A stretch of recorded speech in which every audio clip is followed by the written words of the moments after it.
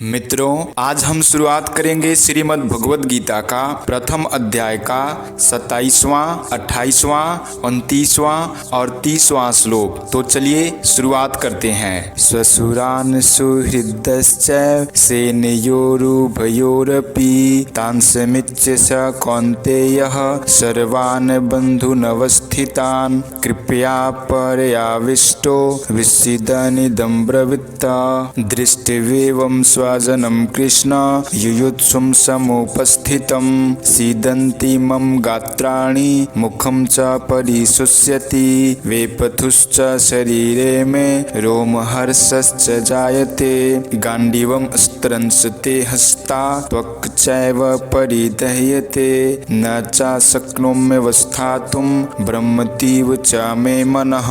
अर्थात अर्जुन बोले, हे कृष्ण, युद्ध की इच्छा वाले इस कुटुंब समुदाय को अपने सामने उपस्थित देखकर मेरे अंग शिथिल हो रहे हैं और मुख सूख रहा है तथा मेरे शरीर में कंपकपी आ रही है एवं रोंगटे खड़े हो रहे हैं। हाथ से गांडीव धनुष गिर रहा है और त्वचा भी जल रही है। मेरा मन भ्रमित सा हो रहा है और मैं खड़े होने में भी असमर्थ हो रहा हूँ। दृष्ट्वेवं स्वजनम कृष्ण युयुत्सुं समुपस्थितम। मित्रों, अर्जुन को कृष्ण नाम बहुत प्रिय था। यह संबोधन गीता में 9 बार आया है। भगवान श्री कृष्ण के लिए दूसरा कोई संबोधन इतनी बार नहीं आया है। ऐसे ही भगवान को अर्जुन का पार्थ नाम बहुत प्यारा था, इसलिए भगवान और अर्जुन आपस की बोलचाल में ये नाम लिया करते थे और यह बात लोगों में भी प्रसिद्ध थी। इसी दृष्टि से संजय ने गीता के अंत में कृष्ण और पार्थ नाम का उल्लेख किया है। मित्रों, धृतराष्ट्र ने पहले समवेता युयुत्सव कहा था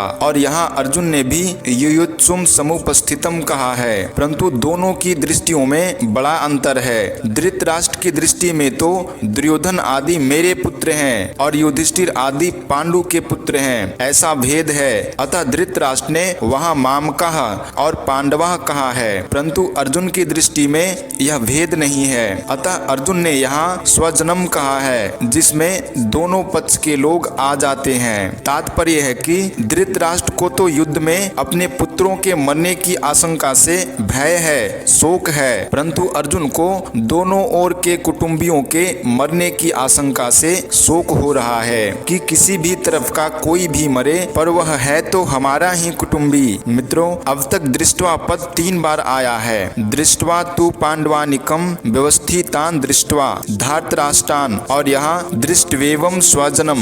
इन तीनों का तात्पर्य है कि दुर्योधन का देखना तो एक तरह का ही रहा, अर्थात दुर्योधन का तो युद्ध का ही एक भाव रहा, परंतु अर्जुन का देखना 2 तरह का हुआ। पहले तो अर्जुन धृतराष्ट्र के पुत्रों को देखकर वीरता में आकर युद्ध के लिए धनुष उठाकर खड़े हो जाते हैं और अब स्वजनों को देखकर कायरता से आविष्ट हो रहे हैं, युद्ध से उपरत हो रहे हैं और उनके हाथ से धनुष गिर रहा है। सीदंती मम गात्राणि ब्रह्मतीव च मे मनः। मित्रों, अर्जुन के मन में युद्ध के भावी परिणामों को लेकर चिंता हो रही है, दुख हो रहा है। उस चिंता दुख का असर अर्जुन के सारे शरीर पर पड़ रहा है। उसी असर को अर्जुन स्पष्ट शब्दों में कह रहे हैं कि मेरे शरीर का हाथ, पैर, मुख आदि एक एक अंग शिथिल हो रहा है, मुख सूखता जा रहा है, जिससे बोलना भी कठिन हो रहा है। सारा शरीर थर-थर कांप रहा है, शरीर के सभी रोंगटे खड़े हो रहे हैं, अर्थात सारा शरीर रोमांचित हो रहा है। जिस गांडीव धनुष की प्रत्यंचा की टंकार से शत्रु भयभीत हो जाते हैं, वही गांडीव धनुष आज मेरे हाथ से गिर रहा है। त्वचा में, सारे शरीर में जलन हो रही है, मेरा मन भ्रमित हो रहा है, अर्थात मेरे को क्या करना चाहिए यह भी नहीं सूझ रहा है। यहाँ युद्ध भूमि में रथ पर खड़े होने में भी मैं असमर्थ हो रहा हूँ। ऐसा लगता है कि मैं मूर्छित होकर